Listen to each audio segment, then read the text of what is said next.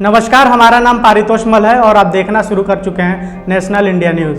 16 मजदूरों की मौत पर श्रद्धांजलि की बाढ़ सी आ गई है और उनके मौत का भी दाम लगा दिया गया है। मगर क्या इन श्रद्धांजलि देने वालों को रेलवे ट्रैक पर चल रहे मजदूरों का असली दुख और दर्द कभी दिखाई दिया? मजदूरों के भोजन भत्ते और ट्रांसपोर्टेशन के लिए क्या कभी किसी ने कोई हैशटैग चलाया? इससे पहले कि मैं आगे कुछ कहूँ, मैं चाहूँगा आप ये देश की दो तस्वीरें देखिए।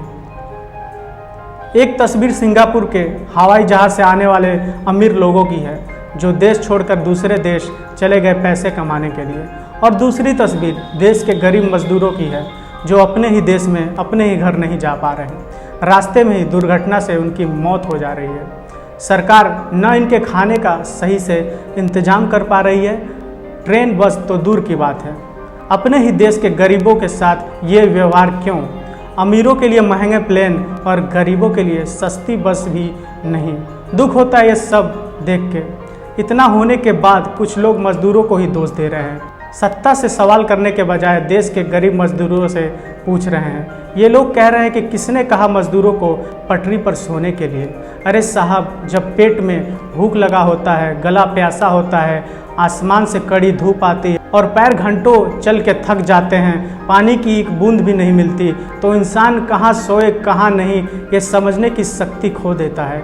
लेकिन जो लोग मजदूरों पर सवाल उठा रहे हैं उनको गरीबों का दर्द कहाँ समझ में आएगा? ये लोग एसी में बैठकर बस तमाशा देखते हैं। लाखों की संख्या में मजदूर दर दर की ठोकरें खा रहे हैं, अव्यवस्था का शिकार बन रहे हैं। उन्हें घर भेजने के नाम पर जटिल प्रक्रियाओं का पालन करने के लिए मजबूर किया जा रहा है। जो मजदूर हिंदी में अपनी बातें ठीक से लिख नहीं सकते, उन्हें अंग्रेजी में एप्लीकेशन भरने के लिए कहा जा रहा है। जान बचाने की जुगत में इधर उधर भाग रहे मजदूरों को भोजन पानी और सपोर्ट की जगह पुलिस के डंडे किसी कहर से कम नहीं है। गरीबों और मजदूरों के खिलाफ यह सिस्टम किस तरह से इंसानियत का और मानवता को शर्मसार कर रहा है, क्या किसी ने कोई आवाज़ उठाई? सरकार को जनता का दुख बहुत दिनों तक दिखाई नहीं देता, लेकिन जब कोई अनहोनी हो जाती है तो सरकार के बीच बैठे लोग हवा के रफ्तार को भी मात दे जाते हैं। जैसे कि खबर आई कि औरंगाबाद में 16 मजदूरों की मौत हो गई। ट्विटर पर श्रद्धांजलियों की बाढ़ सी आ गई। सरकार के समर्थकों ने भी ट्वीट करना शुरू कर दिया। कई गुना श्रद्धांजलि हो गई, कई संवेदना हो गया, चारों तरफ प्रसार हो गया और मजदूरों की मौत की घटना छोटी हो गई। जिन लोगों को समय रहते देखना चाहिए था मजदूर पैदल चलने पर क्यों मजबूर हुए, वो चुप रहें। और अब 16 मजदूर की मौत हो गई तो उनका दाम लगा दिया गया 80 लाख।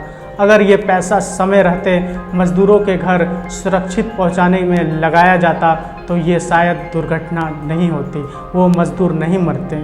40-50 दिन कम नहीं होते हैं साहब। सरकार के पास फीडबैक पहुंचते थे, मीडिया के जरिए, खबरों के जरिए लगातार सरकार के पास ये जानकारी पहुंचाई जाती थी कि मजदूर सड़कों पर भूखे प्यासे कैसे जी रहे हैं। कई जगह मजदूर दम तोड़ रहे हैं, लेकिन सरकार कुंभकर्ण की तरह सोई रही और अभी भी मजदूरों के मौत का दाम लगा के सो गई है।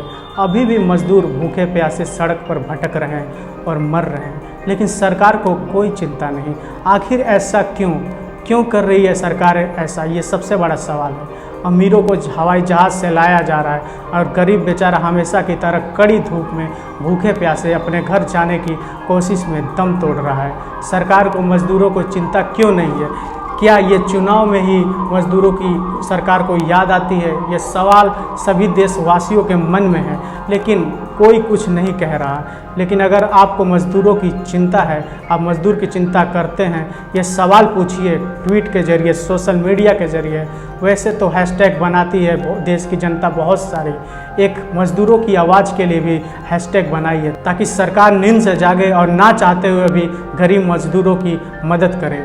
तो मुझे दीजिए इजाज़त, अभी तक के लिए इतना ही। आगे देखते रहिए नेशनल इंडिया न्यूज़। धन्यवाद। चैनल को सब्सक्राइब नहीं किया है तो प्लीज़ सब्सक्राइब कीजिए और ताज़ा अपडेट पाने के लिए बेल आइकन को दबाना ना भूलें।